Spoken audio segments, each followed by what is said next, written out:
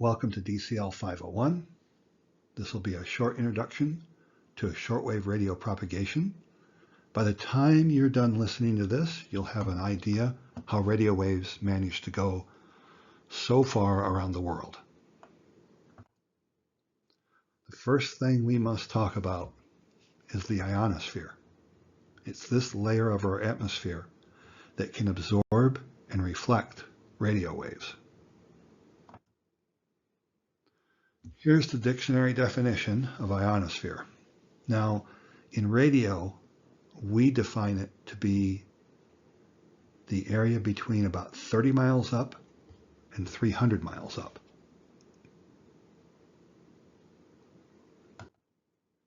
During the day, there will be 4 layers. The F layers are what bend our radio waves around the planet. The D and the E layers tend to absorb our radio waves and ruin all the fun. How do they form and what are they? Why do radio waves bounce off these layers in the first place? Well, let's talk about electromagnetic radiation.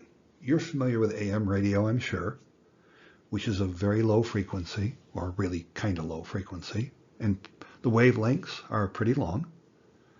High frequency radio is shortwave radio or CB radio, and most of ham radio's activity is in the HF radio spectrum. You'll notice the frequencies are getting higher, wavelengths are getting shorter. Hams have a 2-meter band where the wavelength is about 6 feet long and the frequency is close to 150 megahertz. There's another ham band. They call it the 70 centimeter band. It's really the 7/10 of a meter band, if you ask me. And it's at just about 450 megahertz. These are all forms of electromagnetic radiation, as is light. Notice how high in frequency light is. And notice how tremendously short the wavelength is. Now, light doesn't have much to do with radio communication. However, the next item on the list has a lot to do with it. Ultraviolet radiation is a lot higher in frequency than light and even shorter in wavelength. I won't take time for it now. It gets very in-depth, and I will admit to you I don't fully understand it. But electromagnetic radiation in the UV spectrum creates ions in our ionosphere. An ion, in our case, is an atom that has lost its electron, well, one of its electrons, and that electron is floating. As a matter of fact, some atoms lose more than one. So now you have free electrons in the sky with ions, which are atoms missing an electron. When radio signals hit layers of ions, the radio wave is either absorbed or it is reflected back to Earth. Now, if the frequency of the radio wave is high enough, it will go right through the layer.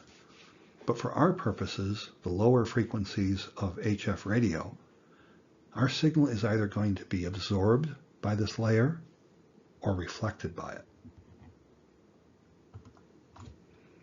One last little item. Periods of high sunspot activity, like we're having now in the year 2024, are associated with much higher UV radiation. This means during the sunspot peaks, our high-frequency radio bands become very interesting and a lot of fun. So let's take a little look at the layers, one by one. So during the day, as I said before, you got 4 layers. This is when the sun is up, the UV radiation is high, ions are being created like crazy. Now, what happens is, eventually, as you know, the sun goes down. The lower in the atmosphere you are, the faster the electrons in the atmosphere rejoin their atoms. And that means that as soon as the sun goes down, the D layer goes away. So the D layer goes away. The E layer by midnight has gone away completely. In this picture, it is fading away. The F1 layer, or I'm sorry, the F2 layer is falling into the F1 layer. So not long after sundown, you end up with just these two layers. So let's look at the F layer. During the day, we have two layers. Notice how the upper one can go well above 200 miles. When it gets really rocking and rolling and gets high in the atmosphere and gets well ionized, radio signals bouncing off it can hop thousands of miles. In times where the radiation isn't as strong, the layer won't go as high, and our hops shorten to just a few thousand miles. The F layers are our workhorse layers. The spectrum from about 14 megahertz to 30 megahertz or even higher is where the F2 layer really helps us out. If the F2 layer is really heavily ionized, there are times that will reflect signals as high as 50 megahertz. It doesn't happen often, but it can happen. Now this guy, I call this the Frankenstein layer. Our knowledge of this layer has changed in the 49 years I've been a ham radio operator. We were once told that all it did was absorb radio energy in the low part of the spectrum. It's been learned that that's not really completely true. Yes, during the day, it is, for the most part, just absorbing radio signals. Probably not at 15 megahertz, but it will absorb quite high. It will partially degrade signals at 10 megahertz quite often. I've observed this myself. But at night, it takes on a different personality. It starts to get much weaker. It can't absorb that well. In fact, at night, it has been proven that it is reflecting AM broadcast and ham radio 160 meter band at 2 megahertz and maybe even the 4 megahertz 80 meter band of ham radio. Anything that's not reflecting at night is going through it, hitting the F layer and being reflected anyway. So again, the E layer is a little bit of a Frankenstein layer, and depending on what reference materials you read, you'll get a little bit of a different story about what it's doing. This guy. All the D layer does is absorb. I have never read any material that indicates it does anything but absorb. Fortunately, it's only around during the day. It is the primary reason AM radio can't talk very far during the day unless you run tremendous power. It, we know, absorbs as high as 5 megahertz. It's hard to say how high it absorbs because we know the E layer is absorbing up to 10 megahertz. So we're not sure which layer is doing how much of what. At least I'm not sure.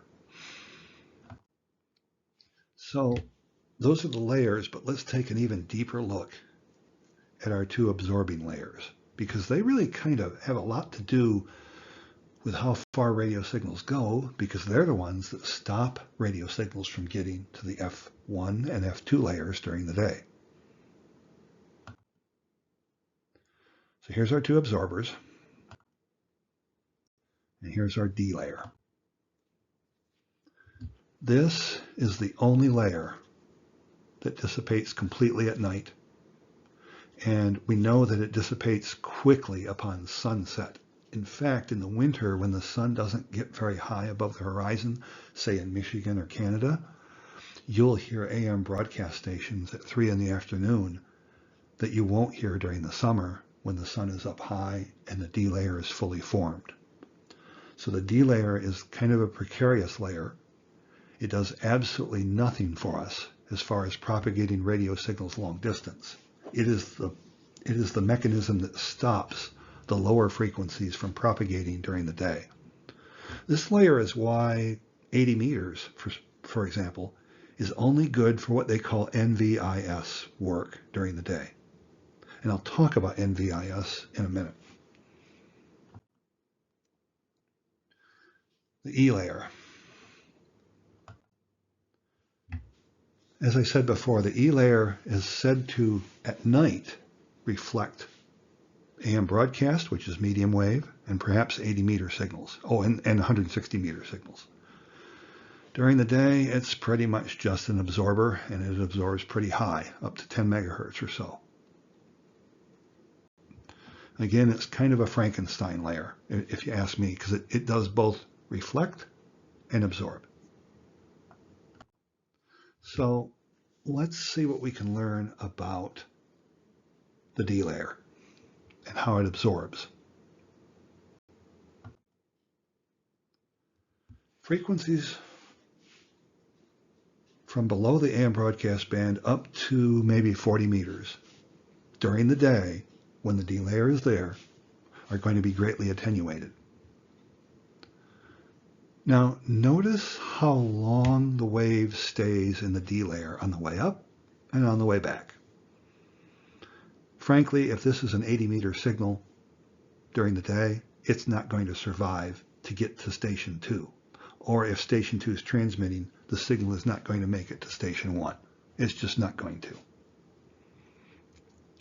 Now, you'll notice the radio signals leaving the antennas are hugging the horizon. That's called low angle radiation. The angle between the horizon and the radio wave describes what we call the angle of radiation. So a low angle would be if my radio signal is headed right for the horizon. High angle, it's going up high. This isn't just something you should know, it's something that you can use.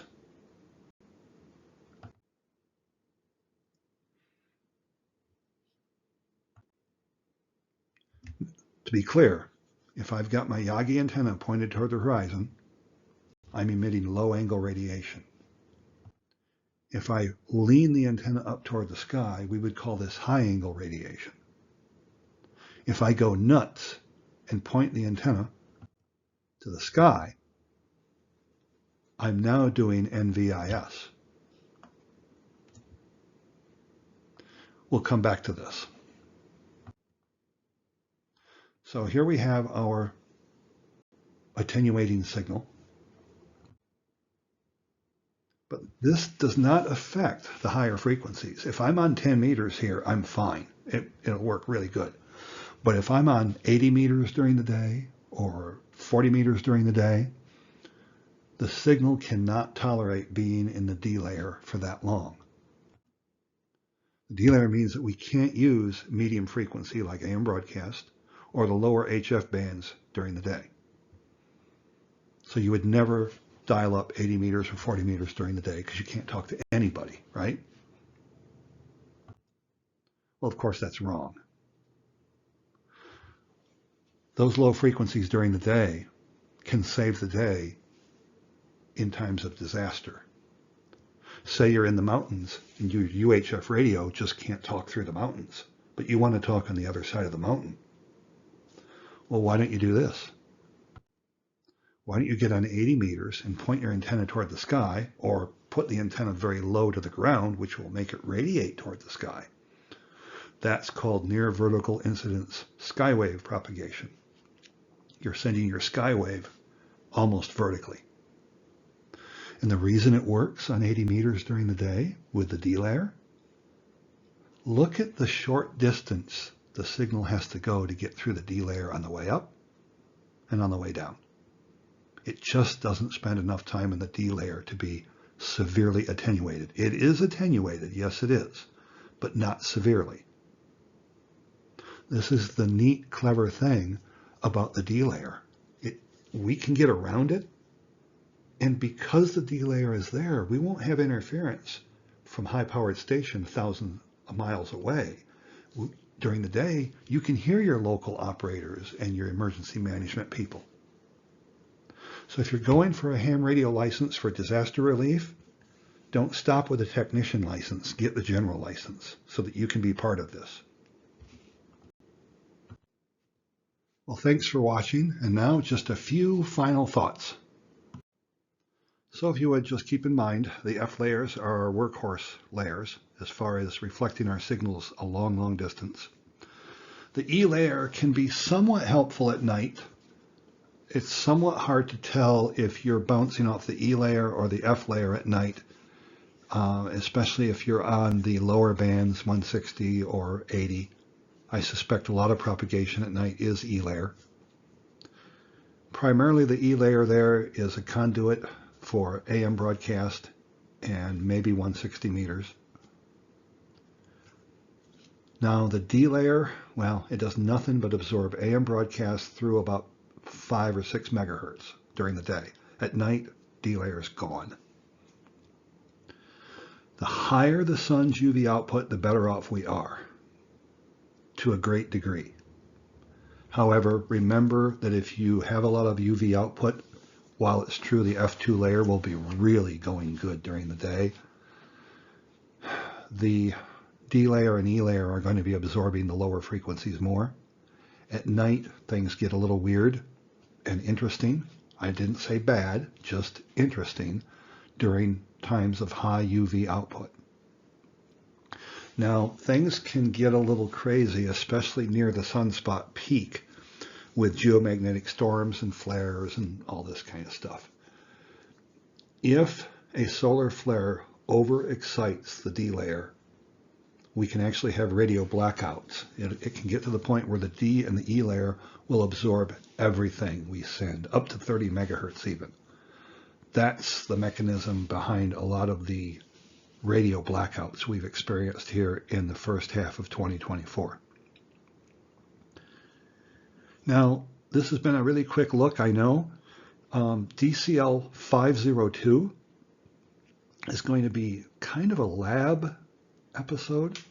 I want to show you how I use my HF radio equipment and a simple antenna to evaluate what band is open to what part of the world. And I'm not talking about propagation prediction. I'm talking about measuring what's going on right now. You can do it in your home Radio Shack with just a simple receiver and a simple antenna. That'll be all of the content of DC 502. Thank you so much for watching.